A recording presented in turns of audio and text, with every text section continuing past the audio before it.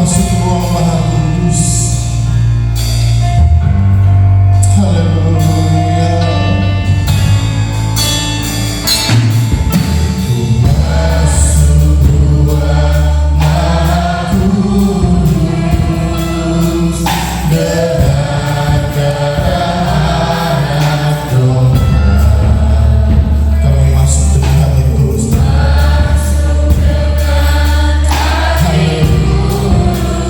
Kami hanya ingin menyembah-Mu Tuhan. Ku masuk ke ruang maha kudus. Ku masuk ruang maha kudus dengan darah anak domba. Ku masuk dengan hati tulus, Yesus.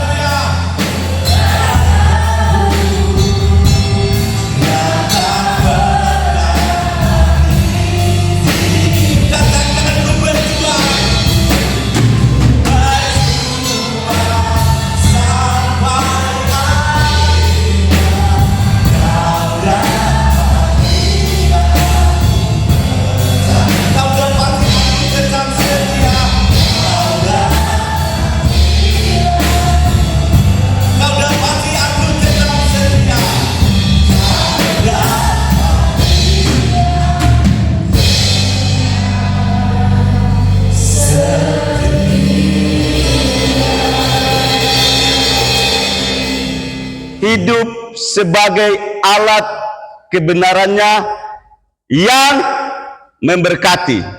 Ya, memberkati di situ sangat enak sekali kalau kita mendengarkan ada teman yang memberkati kita, kita diberkati dalam usaha dan pekerjaan, itu kita sangat senang. Tapi hidup sebagai alat kebenarannya itu nggak gampang, Pak. Kalau untuk diberkati kita mau, tapi untuk hidup sebagai alat kebenarannya itu perlu pengorbanan. Di dalam Roma 6 ayat 13. Tetapi serahkanlah dirimu kepada Allah sebagai orang-orang yang dahulu mati, tetapi yang sekarang hidup, dan serahkanlah anggota-anggota tubuhmu kepada Allah untuk menjadi senjata-senjata kebenaran.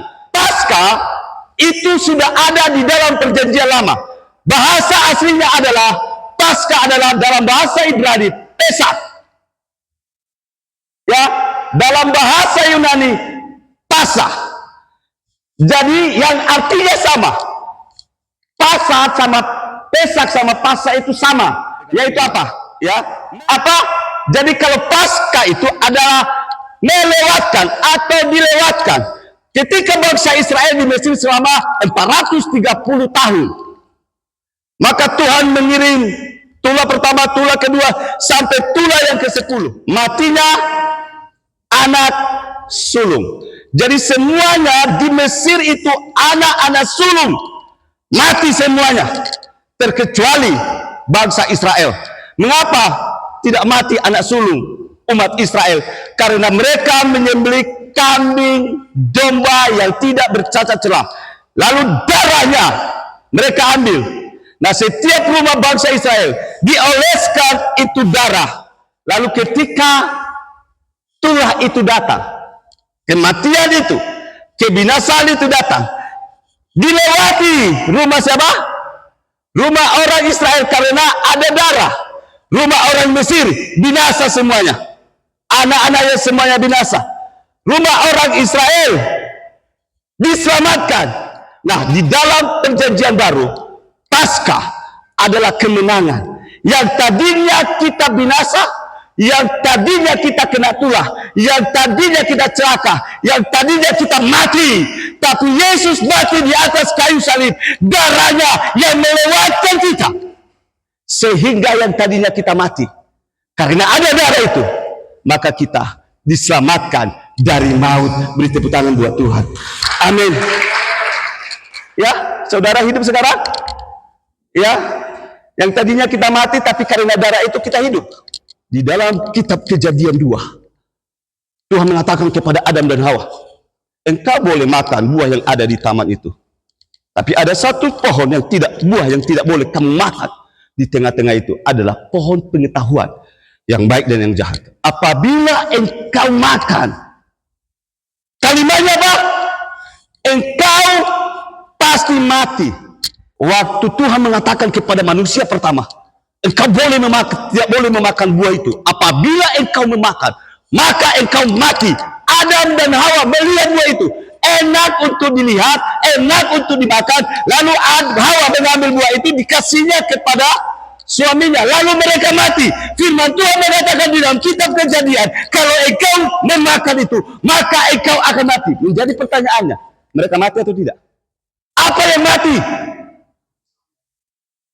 Rohani mereka mati.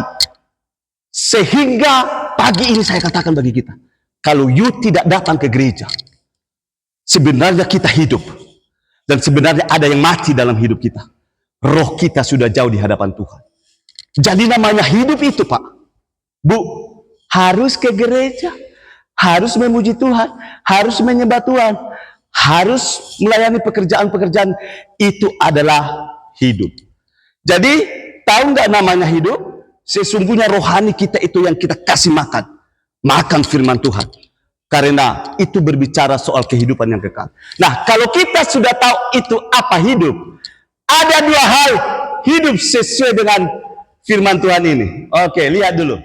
Yang pertama, hidup apa itu? Jangan kita lagi hidup di dalam apa? Dosa. Ya, Yesus mati di atas kayu salib supaya kita hidup. Ya, yang tadinya kita mati, yang tadinya kita binasa karena dosa-dosa yang dilakukan oleh Adam. Yesus mati di atas kayu salib supaya kita hidup. Dan ada jangan lagi kita hidup di dalam namanya. Yang pertama adalah dosa. Roma 6 ayat 13a. Perhatikan di situ. 321. Janganlah kamu menyerahkan anggota-anggota tubuhmu kepada dosa untuk dipakai sebagai senjata apa? Kekaliman. Yang pertama, kalau Tuhan sudah mati di atas kayu salib, yang harus saya sampaikan bagi kita, jangan lagi kita hidup di dalam dosa. Jangan lagi kita hidup di dalam dosa. Pergunakan organ-organ tubuh kita ini untuk mempermuliakan nama Tuhan. Kalau kita melakukan dosa dengan baik, rumah tangga kita pasti akan hancur, Pak. Pelayan kita yang kita bangun pasti akan hancur. Usaha kita pasti akan hancur. Menyelamatkan kita untuk sementara, artinya enak untuk sementara. Tapi dengar baik, masa depan anak-anakmu hancur. Masa depan rumah tangga kita hancur. Masa depan pekerjaan kita yang kita rintis pasti hancur. Ketika kita tahu itu dosa, kita harus menghindar dari dosa itu. Mengerti Pak ya? Kita tahu itu dosa, kita menghindar. Sama seperti Yusuf. Yusuf di depannya itu perempuan yang tidak punya baju, yang tidak punya celana juga dia tidak punya. Itu adalah seorang perempuan tanpa girang. Tapi apa yang dilakukan Yusuf? Dia harus menghindar. Karena dia tahu, kalau saya melakukan ini, maka saya akan jatuh di dalam dosa. Hebat. Jadi saudaraku yang kekasih, kita tahu itu dosa. Jangan lagi kita tinggal di dalam dosa itu. Jangan lagi kita ambil dosa itu. Kalau kita ambil, kalau kita tinggal, maka kita akan binasa. Matius 26, ayat 41. Kita baca sama-sama. Berjaga-jagalah dan berdoalah, supaya kamu jangan jatuh ke dalam pencobaan. Roh memang penurut, tetapi daging lemah. Artinya begini Bapak Ibu, mengapa kita kadang-kadang jatuh di dalam dosa, hidup di dalam dosa? Karena yang kedua, kita malas berdoa. Jangan malas berdoa, berlutut berdoa kepada Tuhan. Itu akan membentengi hidup kita sehingga kita tidak pernah jatuh lagi di dalam berbagai pencobaan. Ajar anak-anak kita berdoa, ajar suami kita berdoa, ajar anak-anak istri kita berdoa. Doa itu besar kuasanya. Hari ini bangun mesbah doa di dalam rumah tanggamu. Hari ini kita membangun persekutuan bersama dengan Tuhan, supaya hidup kita semakin hari semakin berkenan kepada Tuhan. Amin. Jangan lagi hidup di dalam dosa. Dan yang kedua, hidup sebagai alat kebenaran. Ya. Bagaimana supaya kita hidup di dalam alat kebenaran? Kita baca ayat ini dulu. Roma 6 ayat 13b. Roma 6 ayat 13b. Nah, bagaimana caranya supaya kita hidup dalam kebenaran firman Tuhan? Bagaimana caranya supaya kita hidup menjadi alat kebenarannya? Ya, harus hidup baru. Ini jelas sekali, Pak. Harus hidup baru. Roma 6 ayat 4. Dengan demikian, kita telah dikuburkan bersama-sama dengan Dia oleh baptisan dalam kematian, supaya sama seperti Kristus telah dibangkitkan dari antara orang mati oleh kemuliaan Bapa, demikian juga kita akan hidup dalam hidup yang baru. Ini berbicara soal baptisan. Hidup baru itu berbicara soal baptisan. Siapa yang sudah dibaptis? Siapa yang belum? Nanti saya telepon Bapak Gembala supaya dibaptis. Makanya orang-orang yang melayani di tempat saya harus sudah dibaptis. Harus lahir baru. Harus benar-benar hidup sebagai alat kebenaran. Waktu kita masih hidup dalam dosa, hidup kita ini buat dosa, diperhamba oleh dosa. Tapi ketika Yesus naik, bangkit, maka hidup kita bukan lagi diperhamba oleh dosa, tapi hidup kita diperhamba oleh Kristus. Amin. Makanya di sini, bagaimana cara kita supaya kita hidup menjadi alat kebenaran? Yang kedua, hidup bagi Kristus. Filipi 1 ayat 21. Karena bagiku hidup adalah Kristus, mati adalah keuntungan. Hidup ini lahir, hidup mati, tidak ada yang lain. Ya, sekali lagi, lahir, hidup, mati. Nah, karena bagiku hidup, kalau kita hidup tadi seperti yang saya katakan, hidup kita ini buat Tuhan. Amin. Apa yang kita lakukan buat Tuhan, kita melayani buat Tuhan, kita keyboard, kita well, kita drum, kita gitar, kita nyapu, kita cuci kamar mandi, mengantar jemput jemaat. Kita lakukan itu bukan untuk manusia, tapi untuk Tuhan. Bagaimana caranya supaya kita hidup menjadi alat kebenarannya? Yang ketiga, apa dikatakan di situ? Harus menyerahkan totalitas hidup kita kepada siapa? Kepada Tuhan. Mazmur 37 ayat yang kelima, kita baca ini. Serahkanlah hidupmu kepada Tuhan dan percayalah kepadanya, dan Ia akan bertindak di dalam pekerjaan Tuhan. Totalitas hidup kita kepada Tuhan. Semakin banyak masalah, tapi firman Tuhan mengatakan, ketika saya menghadapi masalah, ketika saudara menghadapi masalah, kita serahkan kepada Tuhan. Amin. Firman Tuhan mengatakan, ketika kita serahkan kepada Tuhan, siapa yang bertindak? Bukan lagi kita yang melayani, tapi ada tangan Tuhan yang tidak kelihatan, yang bertindak dalam setiap kehidupan kita, yang memberikan jalan keluar. Dan firman Tuhan mengatakan, di balik masalah itu ada berkat Tuhan yang terjadi dalam setiap kehidupan kita. Oh, haleluya, amin.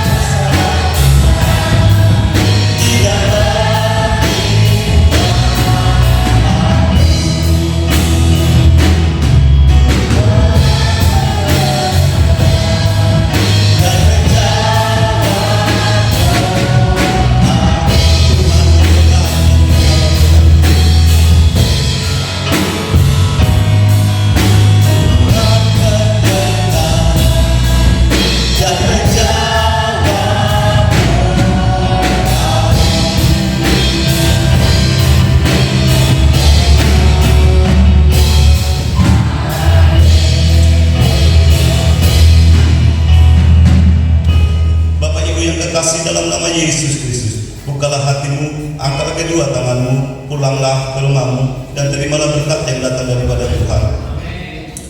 Tuhan memberkati dan melindungi engkau. Tuhan menyinari engkau dengan wajahnya dan memberi engkau kasih karunia. Tuhan menghadapkan wajahnya kepadamu, memberi engkau damai sejahtera mulai hari ini sampai kedatangan Tuhan Yesus yang kedua kali. Anugerah dari Allah Bapa, cinta kasih dalam Yesus Kristus, persekutuan yang indah bersama dengan Roh Kudus yang selalu menyertai kita dari sekarang sampai Maranatha. Haleluya. Kita sama-sama mengatakan